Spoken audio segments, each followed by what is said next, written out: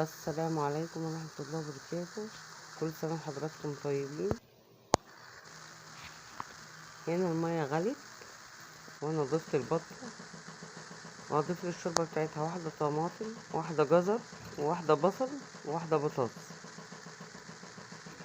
مش هضيف الملح دلوقتي.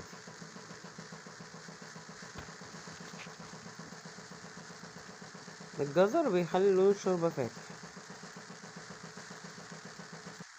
وانا هنا جهزت البطاطس مكعبات،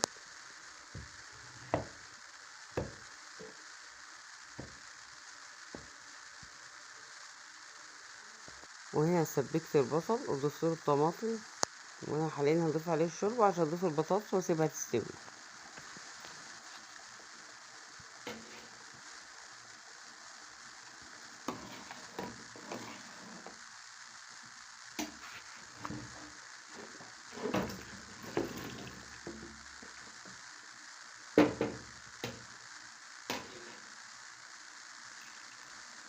هسيبها تستوي وارجع لك.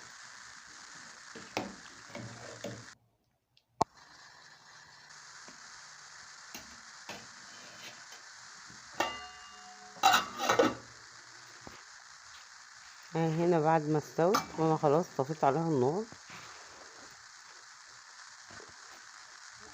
هنروح نعمل الخلطة بتاعت المحشي عشان نبدأ فيه.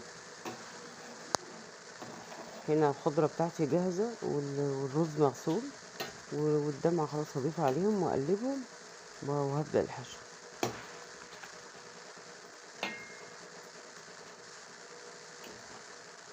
طبعا انا ضفت الاضافات بتاعتي، الملح والتوابل اللي انا عايزة اضيفها، وهروح ابدأ في المحشي.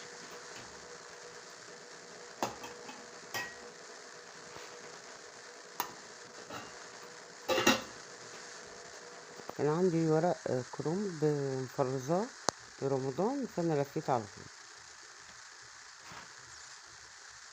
وهروح اعمل الملوخية.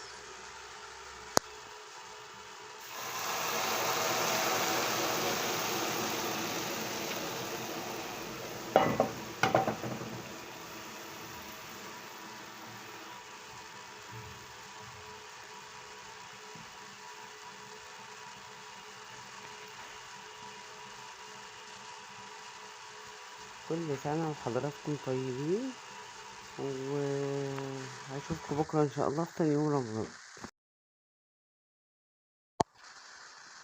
على فكرة ده قمر الدين اللي انا عملته معاكم في الحلقة اللي فاتت.